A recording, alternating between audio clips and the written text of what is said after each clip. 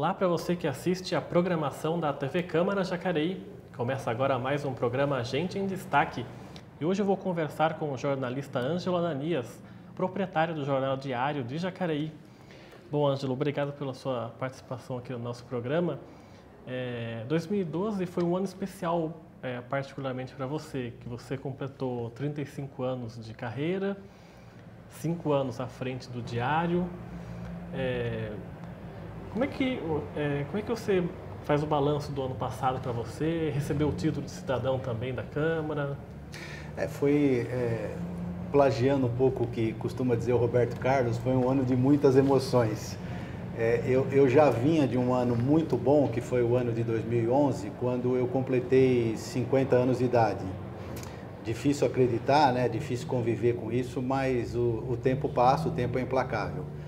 E em 2012 as coisas surpreendentemente começaram a se acumular, começando pela proposta dessa homenagem formulada pelo vereador Edinho Guedes, com a aprovação dos vereadores de então, quando com muito orgulho eu recebi o título de cidadão jacareense, uma cidade que eu quero muito bem, onde eu resido desde 1972, lá se vão mais de 40 anos, uma cidade que eu tenho, sem falsa modéstia, na palma da minha mão, por conhecer as pessoas, por conhecer as autoridades, por respeitá-las, conhecer os bairros, conviver com o crescimento dessa cidade. E coincidentemente com tudo isso, com essa homenagem, como você destacou, eu completei no dia 1º de novembro de 2012, 35 anos de carreira. Comecei muito jovem, comecei de 15 para 16 anos na antiga Rádio Clube Jacareí, hoje Rádio Mensagem. E também no dia 1º de novembro do ano passado, nós completamos 5 anos no comando do Jornal Diário de Jacareí. E as coisas não param de acontecer. Já estamos partindo aí para o 45º ano de existência da empresa jornalística Diário de Jacareí, a se comemorar nesse ano de 2013. Vamos falar então um pouquinho sobre a sua carreira, que está muito ainda atrelada ao rádio. Como é que começou? Você falou que começou com 15, 16 anos aqui em Jacareí, né, na rádio. Os seus pais ouviam rádio? Como é que começou o seu interesse por rádio?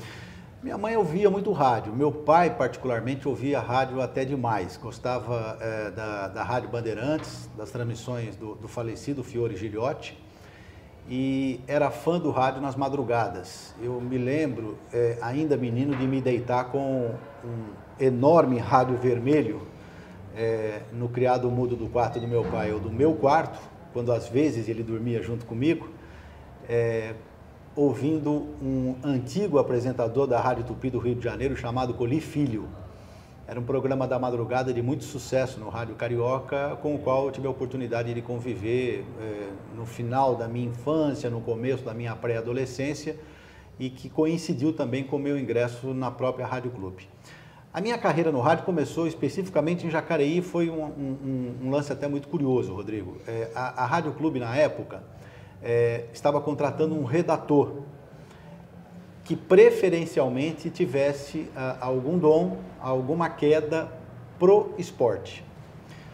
O Dori, hoje diretor de esportes da prefeitura, o Dorival Léo Moreira, filho do tio Dorni, era meu companheiro de sala no João Feliciano, na Escola Estadual João Feliciano. E numa dessas nossas conversas de garoto, coisa na faixa assim de 15, 16 anos, ele comentou: Ângelo, puxa, a gente joga tanto botão, você coleciona álbuns e figurinha, adora a revista Placar. O Dori era sonoplasta da Rádio Clube na época, já trabalhava no começo lá. de carreira, levado pelo pai, que foi um antigo radialista aqui na cidade. O Dori me disse: por que é que você não se inscreve para esse concurso? A rádio está promovendo um concurso para recrutar essa pessoa vai ser empregada, registrada em carteira, coisa e tal. Eu falei: puxa, que bacana. Aí eu procurei o falecido Ivan Mimessi, que era o gerente da Rádio Clube. A Rádio Clube funcionava no prédio de uma loja de departamento aqui na rua Fredo Schurig, um sobrado com 3 andares. Ela estava instalada no último. Fiz a inscrição. Os testes foram textos que você mesmo escrevia e que você fazia a locução. Num primeiro momento, concorrendo com 16 pessoas, eles qualificaram 4 para uma final, e desses 4 eu fui o primeiro colocado e ganhei um emprego efetivamente. Eu não só ganhei a oportunidade de conviver com os profissionais da época, mas eu fui empregado. E aí surgiu o meu primeiro registro, que data de 1º de novembro de 1977. E o que você fazia na rádio? Fazia um pouquinho de tudo ou foi só redator? Um pouquinho de tudo. Num primeiro momento, a ideia era realmente ser redator esportivo. Mas, como no rádio, no jornalismo de uma forma geral, até hoje ainda é muito assim, você cobra o escanteio e corre para cabecear. Então, era redator, era repórter. Na medida em que eu fui ganhando embocadura na reportagem do dia a dia, eu fui sendo levado para a reportagem de campo, para fazer o meta, como a gente diz, atrás do gol. Mais adiante, de vez em quando, me davam a oportunidade de fazer apresentação de programas de estúdio. Fiz alguns programas musicais na vaga de alguns que saíam de férias, de outros que faltavam, enfim.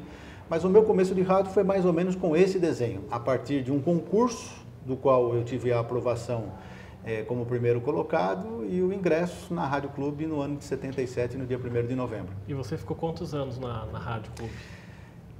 No meu primeiro registro, que não são poucos, Rodrigo, de Rádio Clube, eu acho que eu fiquei num primeiro momento 2 anos. Logo que eu entrei na Rádio Clube em novembro de 77, 3 ou 4 meses depois, pelas mãos do Moacir Bento Salles, eu fui apresentado ao Diário de Jacareí, fazia uma coluna esportiva. E também tive a oportunidade de ganhar um emprego no Diário de Jacareí. Então, eu ainda menino, eu já trabalhava registrado em carteira, isso a partir do março, abril de 78, mais ou menos. Eu já trabalhava simultaneamente na Rádio Clube e no Jornal Diário de Jacareí, sempre fazendo esporte, que foi o que efetivamente norteou a minha carreira quase que a vida toda. E do Diário você já passou para a Rádio Globo? Não. Ou você passou por outros veículos? Eu saí da Rádio Clube, eu tive um convite para trabalhar na Rádio Piratininga de São José dos Campos, levado pelo Antônio Leite, falecido Antônio Leite, um grande radialista, um excelente comunicador, muito mais comunicador do que jornalista propriamente. O Antônio Leite foi um excelente comunicador, uma pessoa que marcou época no Rádio do Vale, especialmente de São José. Levado por ele, eu fui para a Rádio Piratininga, depois pelas mãos do Emílio Amadei Berengues Neto, que é dono do prefixo da antiga Rádio Difusora FM de São José, onde há pouco tempo se veiculava a programação da Rádio Rio São Paulo. Eu fui levado para fazer esportes no FM, que era uma coisa até então inédita. No interior quase não se ouvia dizer que tinha esporte no FM. No Vale do Paraíba, então, nenhuma rádio havia feito. E como a família Bereng, que mora em Taubaté, era detentora na época de muitas emissoras de rádio, o Emilinho, o neto, né, um dos herdeiros de todo o complexo, que tinha essa rádio de São José, ele me levou para a Difusora com a proposta de montar uma equipe esportiva. Eu fui para a Difusora, montei ainda garoto, como chefe da equipe, com 18, 19 anos a equipe esportiva na Difusora, mas logo voltei para a Rádio Piratininga. E depois desse meu retorno na Rádio Piratininga, eu tive mais 1 ou 2 retornos na Rádio Clube. E numa última passagem na Rádio Piratininga é que a Jovem Pan, precisando de alguém aqui no Vale do Paraíba para ser seu correspondente, eu tive a oportunidade de ir para a Jovem Pan, indicado pelo José Carlos Guedes. Nessa época da Rádio Clube, tanto quanto na Rádio Piratininga, você só cobria esportes locais ou você chegou a cobrir na capital ou outros eventos? Vez ou outra, quando as rádios daqui se aventuravam a transmitir jogos fora, que já não era uma despesa muito barata, o custo disso na época era muito caro, com a contratação de linha telefônica junto à antiga Telesp, com a gasolina, com a refeição, com o deslocamento de 4, 5 pessoas para um estádio de futebol aí no interior, eu tive a oportunidade de fazer alguns jogos mais pelo interior do estado de São Paulo. A minha primeira grande aventura fora do eixo Vale do Paraíba foi em Porto Alegre. O São José, em 81, foi disputar o Campeonato Brasileiro da antiga Série Ouro.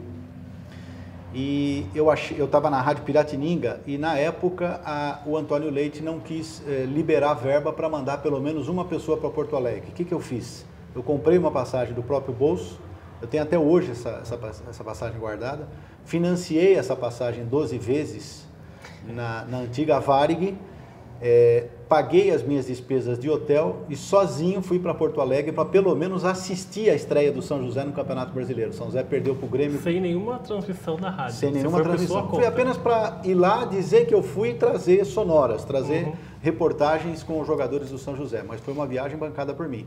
Essa foi a minha primeira incursão ao exterior, entre aspas. Depois disso, as coisas começaram a melhorar, a se organizar, financeiramente as equipes começaram a se estruturar e algumas poucas oportunidades de viajar surgiram na região, mas o meu grande lance, a minha grande marca na carreira das grandes viagens que eu fiz foi efetivamente no Rádio de São Paulo. E aí você passou para a Jovem Pan, como você estava falando, para o José Carlos Guedes que te convidou, né? Exato. A Pan precisava, o Vale era emergente na época. A Jovem Pan, as rádios de São Paulo, de uma forma geral, trabalhavam muito com os correspondentes no interior. A Jovem Pan tinha correspondente em Campinas, que era o Oliveira Andrade, que hoje apresenta, inclusive, programa na Jovem Pan. Foi narrador da Globo também. Da Globo, da Bandeirantes. Uma pessoa já veterana no meio, mas extremamente competente, uma pessoa extremamente gentil. E na época ele era o correspondente da Jovem Pan na cidade de Campinas. A Jovem Pan tinha correspondente no Rio de Janeiro, falecido Israel Gimpel. Tinha gente que fazia trabalho em Santos, que se eu não estiver equivocado era o Flávio Roberto Alves, que também cobria o próprio Santos. E a Jovem Pan enxergou o potencial da região do Vale do Paraíba na época, precisando para isso contratar um profissional na área. O José Carlos Guedes indicou, olha, tem lá um menino, começo de carreira, batalhador, danado, bom repórter, toda essa propaganda o Guedes fez, né? Banque suas próprias viagens. Isso também, quando se precisar. Aí era o melhor pro Tuta, né? Que se pudesse pagar por ele, seria o melhor dos mundos. Mas o Guedes fez a indicação, a Jovem Pan me contratou para ser correspondente em São José, só que, vez ou outra, ela me escalava para fazer futebol. E o José Silvério era o chefe da equipe esportiva da Jovem Pan. Então, num destes jogos que eu fiz, o José Silvério me perguntou, jogo do São José, aqui em São José, porque coincidiu com a fase áurea do São José de disputar o Campeonato Brasileiro da principal divisão. O José Silvério, num dos contatos que eu tive com ele em São Paulo, me perguntou, Ângelo, você não tem vontade de vir trabalhar em São Paulo? Eu falei, José, eu moro só com a minha mãe, sou arrimo de família. Para eu morar em São Paulo, eu preciso ganhar relativamente bem, quer dizer, o suficiente para alugar uma casa, manter a minha mãe e de repente, dar continuidade aos estudos. E o acordo que a gente fez na época, o que a Jovem Pan me ofereceu na época, foi extremamente interessante e eu consegui me mudar para São Paulo. Dentro dessa estrutura. Quer dizer, deixei de ser correspondente da Jovem Pan na região para ser repórter da Jovem Pan do seu departamento de esportes na cidade de São Paulo. E aí você começou, aí sim, a cobrir os eventos da capital. Aí começou para valer. A experiência. Como é que foi essa mudança do interior? Eu fiz um Gentil Destaque com o José Carlos Guedes faz alguns meses e eu perguntei para ele como é que foi a mudança do interior para a capital. Ele falou que foi uma coisa que quase inacreditável. Para você também foi essa sensação? Não, eu não estranhei tanto do ponto de vista pessoal, porque eu fui morar no bairro onde eu nasci, no Pari, na cidade de São Paulo. Então, quando surgiu a oportunidade de me transferir para São Paulo pela Jovem Pan, a primeira opção que me veio à cabeça foi morar no Pari. Eu já tinha uma irmã que morava lá, então eu poderia deixar minha mãe mais próxima da casa dessa minha irmã para que eu pudesse trabalhar. E eu gostava muito da Portuguesa, né? Eu ainda não era assim tão torcedor do São Paulo como eu sou hoje. Eu gostava muito da Portuguesa, porque eu, muito menino, eu frequentava o Canindé. Sem ser sócio, eu, quando podia, ia ao estádio do Canindé. E então eu escolhi, achei uma casa próxima à igreja de Santa Rita, dentro do coração do bairro do Pari, já hoje bastante degradado, não tão assim prazeroso como era antigamente. Fui morar no Pari, e do Pari, o primeiro clube que eu cobri foi a Portuguesa. Então eu procurei alugar uma casa num lugar que fosse bom para mim e que estivesse próximo ao meu trabalho. Qual era o meu trabalho? Dar cobertura às atividades da Portuguesa. Então eu ia muito pouco à Jovem Pan porque eu cobria a Portuguesa. Eu saía de casa e ia a pé para a Portuguesa. E fiz isso durante 2 ou 3 anos até que, num segundo momento, apareceu a Rádio Gazeta na minha vida. E você chegou a cobrir a final de 85, Portuguesa e São Paulo? Portuguesa e São Paulo, eu cobria a Portuguesa na época. Só que 85, não, deixa eu corrigir. 85 eu já estava na Rádio Gazeta. Eu saí da Jovem Pan, eu fui para a Jovem Pan em São Paulo em 82. Em novembro de 84, a Gazeta me contratou. E já em 85, naquela final do Campeonato Paulista, São Paulo ganhou da Portuguesa de 3-1, eu já estava cobrindo o São Paulo na Rádio Gazeta. Quando eu troquei de rádio da Jovem Pan para a Gazeta, levado pelo falecido Pedro Luiz, eu cobri o São Paulo nessa época. E como é que foi? E ali começou a minha paixão pelo São Paulo. Aí já com 20 e poucos anos, né? 85 eu tinha 24 anos. E como é que foi para você trabalhar com Pedro Luiz na Rádio Gazeta? Que foi uma pessoa da comunicação expoente do Brasil. O maior comunicador esportivo na fase pré-TV. Hoje, o que se vê do rádio são transmissões feitas pela própria TV. As pessoas não sabem, mas a grande maioria das transmissões que o rádio faz hoje é off-tube. O que é o off-tube? É a pessoa assistindo uma televisão num estúdio dentro da emissora de rádio, completamente fora do ambiente do estádio de futebol onde a partida está sendo realizada. Isso é muito comum, inclusive, nas Copas do Mundo. Na Copa do Mundo, as emissoras montam grandes estruturas no centro de imprensa, que é o coração de toda a atividade de rádio, jornal e TV, e agora com o advento da internet e outras mídias, e dali, sem precisar estar nos estádios onde os jogos da Copa acontecem, os locutores transmitem um jogo olhando o monitor de TV. É como se eu estivesse aqui no estúdio da Câmara ou mesmo em casa transmitindo futebol. E claro que a transmissão é bem prejudicada por causa disso, né? Não tem a emoção do estádio, né? E você fica à mercê da TV. Se você tiver um problema técnico, por exemplo, na TV, coisa rara hoje, mas que pode acontecer, ela pode te deixar na mão, né? E você fica muito dependente da imagem que a TV está mostrando, não da imagem que os seus olhos estão vendo quando você está no estádio de futebol.